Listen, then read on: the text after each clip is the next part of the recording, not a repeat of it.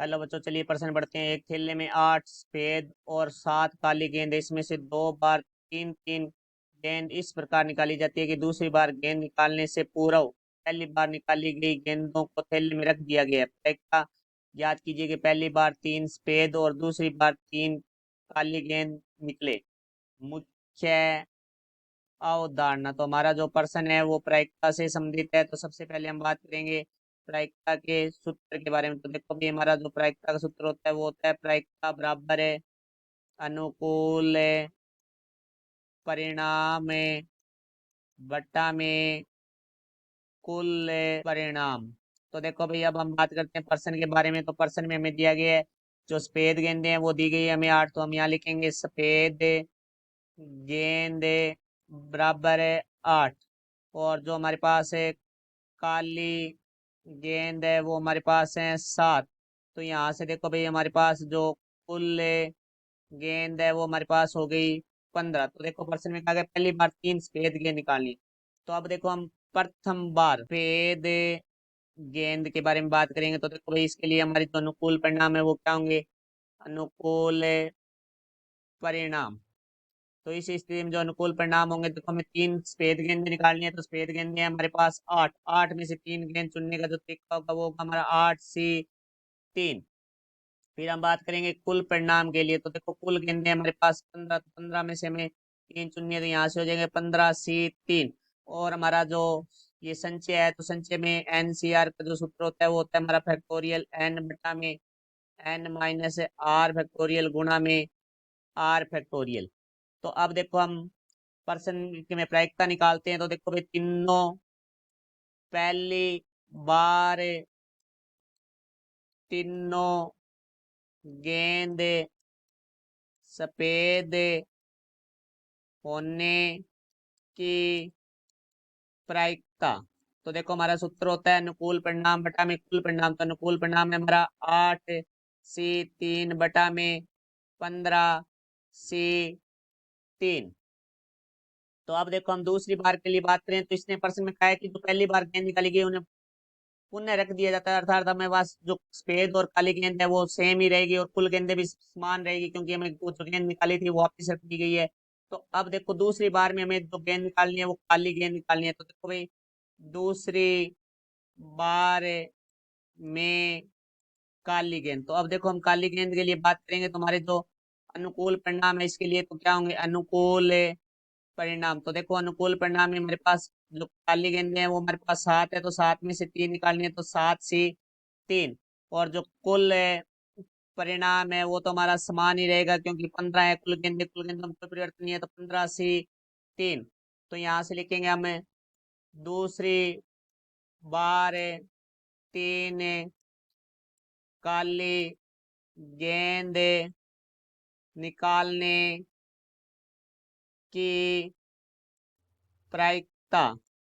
तो बराबर हमारी हो जाएगी 7C3 बटा में 15C3, क्योंकि अनुकूल परिणाम बटे कुल परिणाम हमारा प्रायिकता का सूत्र होता है। तो यहाँ से देखो भाई, अब हमारे प्रश्न में था पहली बार 3 सफेद व दूसरी बार 3 काली गेंद निकालने की प्रायिकता बराबर हमारा हो जाएगा।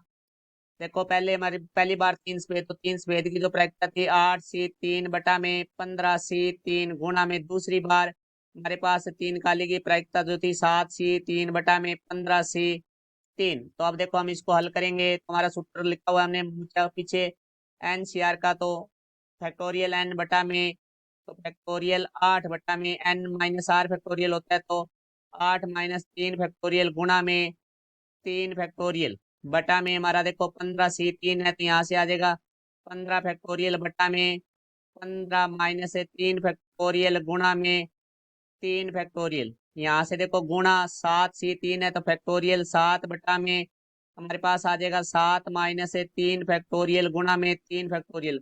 और पूरे के बटा में आ जाएगा हमारे पास है 15 फैक्टोरियल बटा में 15 - 3 फैक्टोरियल गुणा में 3 फैक्टोरियल। तो देखो यहाँ हमारा 3 फैक्टोरियल से ये 3 फैक्टोरियल कट जाएगा और ये 3 फैक्टोरियल से हमारा ये 3 फैक्टोरियल कट जाएगा। तो हमारे पास आ जाएगा फैक्टोरियल 8 है, बटा में हमारे पास है फैक्टोरियल 5, और पूरे के बटा में हमारे पास आ जाएगा 15 फैक्टोरियल बटा में 15 में से 3 घटाएंगे तो 12 फैक्टोरियल, गुणा में यहाँ आ जाएगा हमारे पास है 7 फैक्टोरियल है, बटा में 7 में से 3 घटाएंगे तो आ जाएगा 4 फैक्टोरियल, बटा में हमारे पास आ जाएगा 15 फैक्टोरियल है बटा 12 फैक्टोरियल। तो यहाँ से देखो भाई इसको हल करेंगे तो हमारे पास देखो ये हो जाएगा, क्योंकि ये संख्या बट्टा में ऊपर आएगी तो गुणा में करेंगे तो संख्या हर है वो अंश हो जाएगा, अंश है वो हर हो जाएगा। तो यहाँ से इसको हम लिख सकते हैं फैक्टोरियल 8 बट्टा में फैक्टोरियल 5 गुणा में 12 फैक्टोरियल बट्टा में 15 फैक्टोरियल गुणा 7 फैक्टोरियल बटा में 4 फैक्टोरियल गुणा हमारे पास हो जाएगा 12 फैक्टोरियल बटा में 15 फैक्टोरियल। यहाँ से देखो इसको हल करेंगे तो हम इसको 8 फैक्टोरियल लिख सकते हैं, 8 गुणा 7 गुणा 6 गुणा 5 फैक्टोरियल, और गुणा में जो हमारा 12 फैक्टोरियल है उसका 12 फैक्टोरियल पड़ा रहेगा, बट गुणा 7 फैक्टोरियल हम लिख सकते हैं 7 गुणा 6 गुणा 5 गुणा 4 फैक्टोरियल गुणा में 12 फैक्टोरियल का 12 फैक्टोरियल आ जाएगा हमारे पास है, बटा में हमारे पास आ जाएगा जो 5 फैक्टोरियल, क्योंकि 5 से 5 फैक्टोरियल कट जाएगा, 12 को हम लिखेंगे 12 गुणा 14 गुणा 13 गुणा 12 फैक्टोरियल, क्योंकि 12 फैक्टोरियल से 12 फैक्टोरियल कट जाएगा, गुणा में 4 फैक्टोरियल आ जाएगा।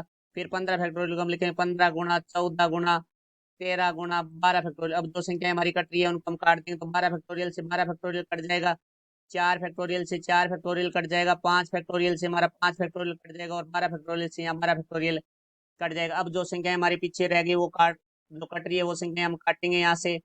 तो अब देखो यहाँ से हम काट रहे हैं तो 5 से ये देखो 5 एकम 5 5 दिए 15 आ जाएगा। तो यहाँ से देखो भाई हम 3 से काटेंगे, 3 एकम 3 3 दूनी 6, तो यहाँ से 2 से काटेंगे 2 साते 14, तो यहाँ देखो हमारा जो 7 है 7 से हमारा 7 है वो कट जाएगा।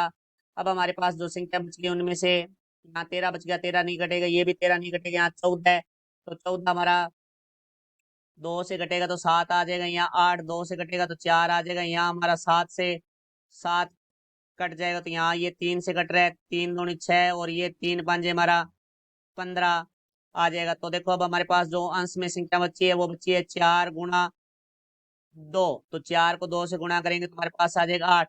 जो हर में संख्या बची है हमारे पास से 5 गुणा 13, तो यहाँ से आ जाएगा 5 गुणा 13 को 13 से गुणा किया 169, तो यहाँ से हमारे पास बराबर आ जाएगा 8/5 को हम 169 से गुणा करेंगे तो हमारे पास आएगा 845। तो ये हमारे प्रश्न का उत्तर हुआ, आशा करता हूँ समझाया होगा। धन्यवाद।